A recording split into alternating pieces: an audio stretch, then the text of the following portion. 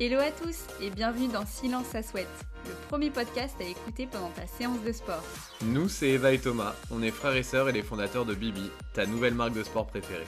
Tu veux booster tes résultats, rééquilibrer ton alimentation ou tu souhaites tout simplement que ta séance passe plus vite? Sur ce podcast, nous recevrons des coachs, des passionnés de sport ou même des sportifs du dimanche qui te partageront leurs meilleurs conseils ainsi que leur parcours. Silence! Chut, ça souhaite. De retour après son épisode spécial sport de la semaine dernière, la superwoman Charlie Fitcook troque cette semaine sa tenue de sportive pour celle de cuistot. Conseils et astuces sont au rendez-vous de ce nouvel opus qui saura, j'en suis sûr, vous mettre l'eau à la bouche. Bonne séance et bonne écoute. Salut Charlie! Coucou! Salut Charlie! Merci Charlie d'être avec nous pour ce deuxième épisode de Silence ça souhaite suite à celui de la semaine dernière où on a parlé de ton déclic que tu as eu suite à ta reprise de sport. Et cette semaine, on va parler d'un élément capital, c'est l'alimentation et on croit que tu es une spécialiste. Spécialiste, j'irai pas jusqu'à là, mais j'essaye. En tout cas, tu as un compte Instagram, Charlie Fitcook, qui parle énormément de ce sujet. Tu proposes pas mal de choses sur ton compte Instagram. Est-ce que tu peux nous partager, Charlie, quel a été ton déclic au niveau de l'alimentation? Mon déclic au niveau de l'alimentation, c'est tout simplement quand j'ai commencé à entreprendre ma perte de poids et du coup faire le sport. Je me suis dit que la base, de toute façon, c'est l'alimentation et j'avais pas forcément envie de me priver, donc j'ai revu un peu les recettes de base en les allégeant tout en se faisant un peu plaisir. Avant, tu avais aucune ligne de conduite? Non, aucune. Ça, c'est pratique. Roue libre! Ouais, vraiment. Ok, et comment t'as appris du coup? Comment tu t'es documenté? Écoute, j'aime beaucoup justement me documenter, donc j'ai été sur internet, j'ai regardé un peu comment remplacer les aliments, etc. Et puis après, en fait, faut savoir que je suis une personne qui s'affuse tout le temps dans ma tête, donc par exemple, je vais avoir un aliment, je vais me dire tiens, je vais faire telle recette, etc. Enfin, tout le temps dans ma tête, c'est voilà, en ébullition. Mais t'es créative. Ouais. Est-ce que tu as des comptes Instagram ou des inspirations qui t'ont aidé? J'aime beaucoup le compte de Julia66. J'aime beaucoup aussi Repas Minceur. Enfin, ces comptes-là, c'est des comptes que j'ai suivis depuis mes débuts. Après, il y a tellement de comptes que j'aime que là, comme ça, c'est les deux qui me viennent. Mais il y avait Laura Lo J'imagine. aussi. Laura Lo, je ne sais pas si vous connaissez. Non, oui, si, Laura Lo, qui proposait beaucoup de petits déjeuners et ça, j'aimais beaucoup. On mettra comme d'habitude ton Instagram et les Instagrams que tu viens de citer dans la barre d'infos pour les curieux. Alors, avec ton expérience maintenant, c'est quoi tes grandes bases? Je sais pas si c'est des bases, mais on va dire que par exemple, j'ai toujours de la compote, du fromage blanc, du sirop d'agave. Enfin, tu vois, la base pour alléger mes plats en fait. Je cuisine très rarement avec du beurre, très rarement avec de la crème fraîche. Toujours du chocolat aussi, c'est important. C'est important pour le moral. Le beurre, du coup, tu le remplaces par quoi? Dans la pâtisserie, principalement, ça va être par de la compote et du fromage blanc. Pour les recettes salées, pardon, ça va être du fromage blanc. Et par contre, pour la cuisson de certains aliments, je garde quand même le beurre. Parce qu'avant, justement, j'étais dans la restriction, pas de beurre, pas de beurre, pas de beurre, pas d'huile.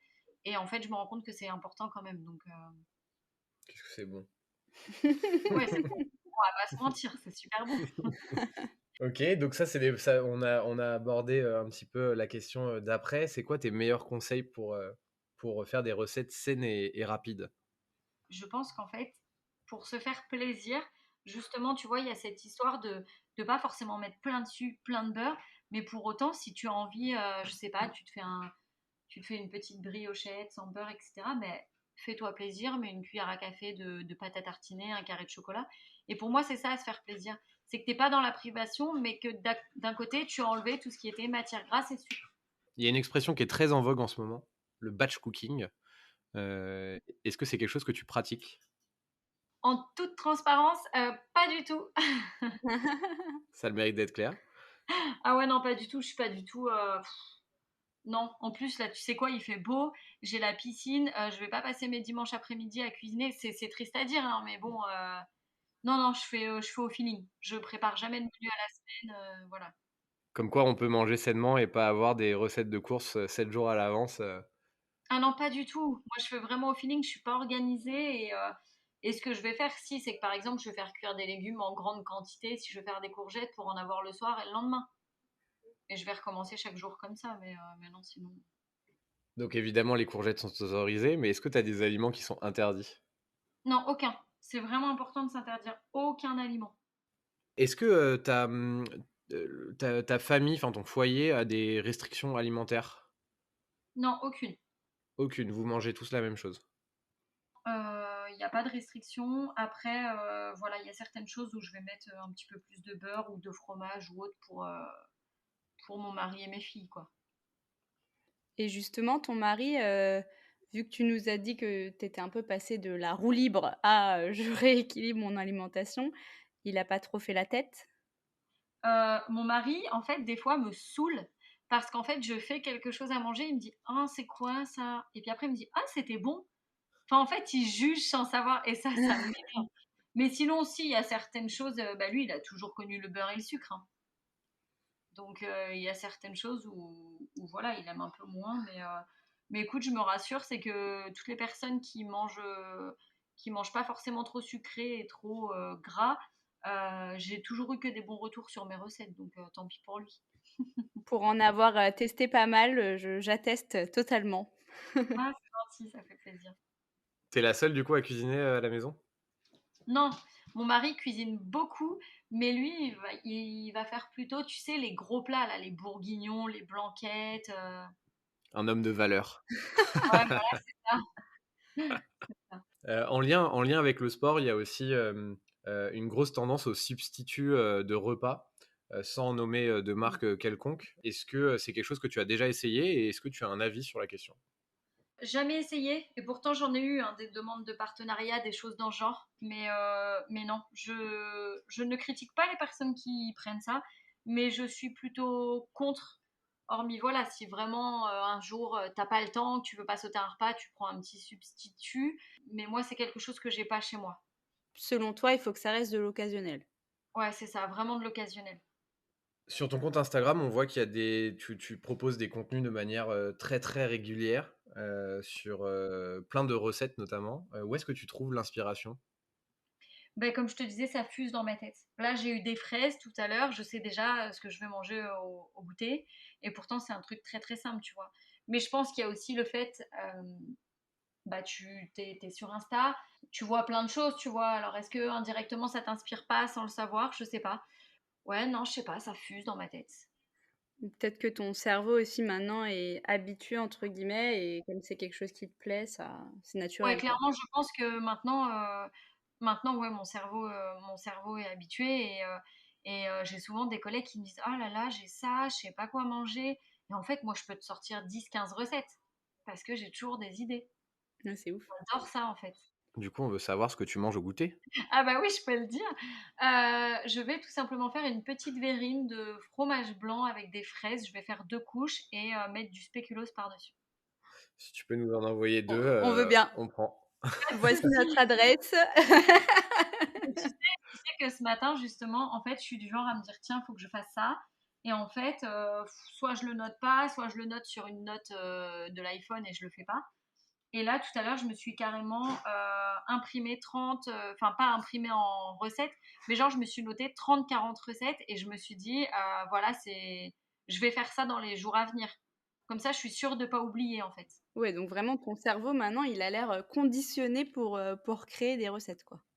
C'est ça. Et alors à contrario, pour quelqu'un qui, voilà, qui faisait pas du tout attention à ce qu'il mettait dans son assiette jusqu'à maintenant, mais qui veut, se reprendre en main, bah, côté alimentation, qu'est-ce que tu conseilles? Comment on démarre, en fait? Comment on sait ce qu'on met dans l'assiette, les proportions et cetera? J'ai fait un post à ce sujet, pardon, sur une assiette de base, c'est-à-dire faire la moitié de ton assiette en fruits, en légumes, un quart en féculents et un quart en protéines animales ou végétales. Ça, c'est vraiment la base, donc c'est ce que je conseillerais. Mais tu vois, par exemple, pour une personne comme moi qui va faire un peu plus de sport, et ben, en faisant le point avec ma coach, je me suis rendu compte que je mangeais pas assez de glucides.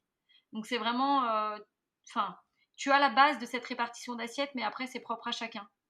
Mais tu soulignes un point, très intéressant en plus, c'est que, alors je parle pas de sous-alimentation, mais quand on commence un peu un rééquilibrage, on a tendance un peu à les bannir, les glucides, en se disant: «C'est ça qui me fait gonfler, c'est ça qui me fait grossir». On m'en parle pas, ça c'est quelque chose que, enfin, je me suis toujours dit qu'il faudrait que je fasse un post là-dessus, mais combien de fois j'ai des personnes qui m'écrivent ah non mais moi je mange pas de féculents le soir, mais en fait c'est super important. Si vous saviez le nombre de messages que j'ai où tu te dis waouh les préjugés que les personnes ont. Il y a une personne qui m'a dit moi je mange pas de pommes de terre parce qu'on m'a dit que ça avait un indice glycémique haut. Eh oui, mais en attendant, c'est pas des produits transformés ni rien. Donc, c'est pas des, tu vois, c'est pas des pâtes, par exemple. Enfin, les pâtes, ça reste transformé. Donc, il y a beaucoup de préjugés comme ça. Et voilà.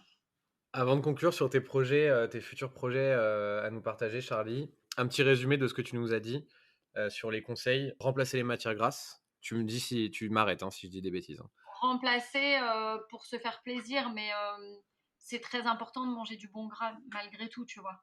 Pas d'aliments interdits Non, surtout pas. et a priori pas de substituts alimentaires. Tant qu'à faire, si c'est possible, d'éviter. Où est-ce qu'on peut te retrouver, Charlie, dans les jours et semaines à venir? Eh bien, sur Insta. J'aimerais bien créer une chaîne YouTube. Ça, c'est Cool. un petit secret que, En exclusivité? ouais, Mmh. vraiment, en exclusivité. On peut me retrouver sur TikTok aussi, toujours sous le nom de Charlie Fit Cook. Et par la suite, j'aimerais bien qu'on me retrouve en e-book ou autre. Génial. Eh ben, c'est tout ce qu'on te souhaite. Des beaux projets. Comme d'habitude, on mettra tous les liens de Charlie en note de ce podcast pour que vous puissiez découvrir un petit peu son univers sur Insta et sur sa chaîne YouTube, du coup. Et n'hésitez pas à nous taguer si vous faites les recettes de Charlie qu'on voit, si vous avez apprécié. Un grand merci, Charlie, d'être passé sur notre podcast Merci beaucoup. et on te dit à bientôt. À bientôt! Et voilà, l'épisode est terminé. On espère que tu es en train de dégouliner. On se retrouve très bientôt pour un nouvel épisode de Silence ça souhaite et d'ici là, on te donne rendez-vous sur notre Instagram mybibi.co.